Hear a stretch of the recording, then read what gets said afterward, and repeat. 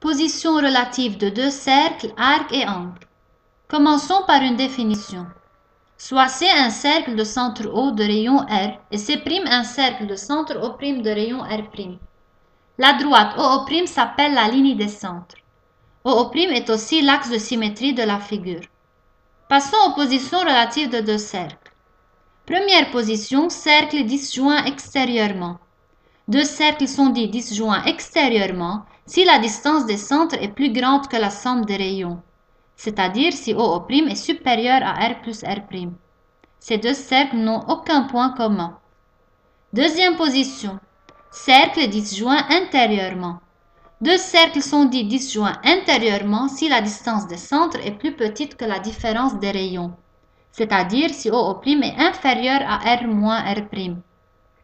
Troisième position, cercle tangent extérieurement. Deux cercles sont dits tangents extérieurement si la distance des centres est égale à la somme des rayons, c'est-à-dire si OO' est égal à R plus R'. Ces deux cercles n'ont qu'un seul point commun qui s'appelle le point de tangence. Quatrième position, cercle tangent intérieurement. Deux cercles sont dits tangents intérieurement si la distance des centres est égale à la différence des rayons, c'est-à-dire si OO' est égal à R moins R'. Cinquième position, cercle sécant. Deux cercles sont dits sécants si la distance des centres est comprise entre la différence et la somme des rayons, c'est-à-dire si OO' est entre R moins R' et R plus R'.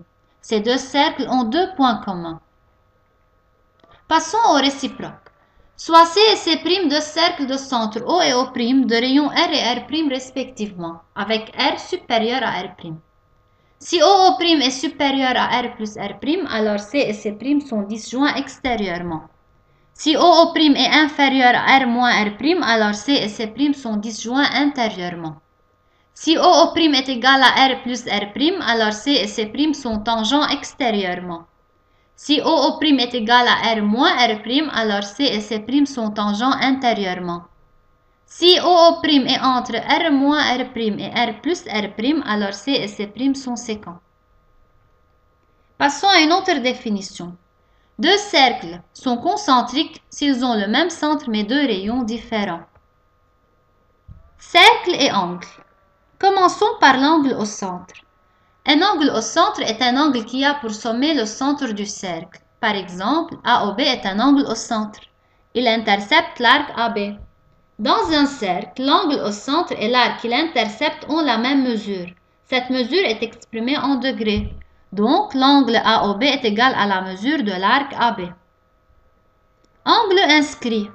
Un angle inscrit est un angle qui a pour sommet un point du cercle et dont les côtés recoupent le cercle. BAC est un angle inscrit. Il intercepte l'arc BC. Dans un cercle, un angle inscrit vaut la moitié de la mesure de l'arc qu'il intercepte. Donc, l'angle BAC est égal à la valeur de l'arc BC sur 2. Angle intérieur. Un angle intérieur est un angle qui a pour sommet un point à l'intérieur du cercle. BAC et EAD sont deux angles intérieurs. Ils interceptent les deux arcs BC et ED. Dans un cercle, un angle intérieur vaut la moitié de la somme des mesures des deux arcs qui l'interceptent.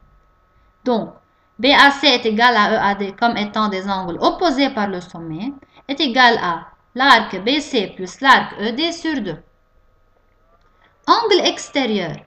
Un angle extérieur est un angle qui a pour sommet un point à l'extérieur du cercle et dont les côtés coupent le cercle. BAD est un angle extérieur, il intercepte les deux arcs CE et BD. Dans un cercle, un angle extérieur vaut la moitié de la différence des mesures des deux arcs qu'il intercepte. Donc, BAD est égal à EC moins BD divisé par 2. Passons aux propriétés. Dans un cercle, deux cordes parallèles déterminent entre elles deux arcs de même mesure. Nous avons que la corde AB est parallèle à la corde CD, donc l'arc AC est égal à l'arc BD. Deuxième propriété. Dans un cercle, deux cordes déterminant entre elles deux arcs de même mesure sont parallèles. Nous avons que l'arc AC est égal à l'arc BD, alors les deux cordes AB et CD sont parallèles. Troisième propriété. Dans un cercle, deux cordes isométriques sous-tendent deux arcs de même mesure. Dans le cercle C ci-contre, les deux cordes AB et CD sont isométriques, alors l'arc AB est égal à l'arc DC. Quatrième propriété. Dans un cercle, deux arcs de même mesure sont sous-tendus par deux cordes isométriques. L'arc PQ est égal à l'arc SR, alors PQ est égal à SR. Passons au triangle rectangle et au cercle. Tout triangle rectangle est inscrit dans un cercle de diamètre l'hypoténuse de ce triangle. Par exemple, le triangle AMB ci-contre est rectangle en M, alors il est inscrit dans le cercle de diamètre AB. Réciproque. Tout triangle inscrit dans un cercle de diamètre l'un de ses côtés est un triangle rectangle d'hypoténuse ce diamètre. Le triangle ABC ci-contre est inscrit dans le cercle de diamètre AC qui est un côté de ce triangle. ABC est donc rectangle en B. Secteur circulaire.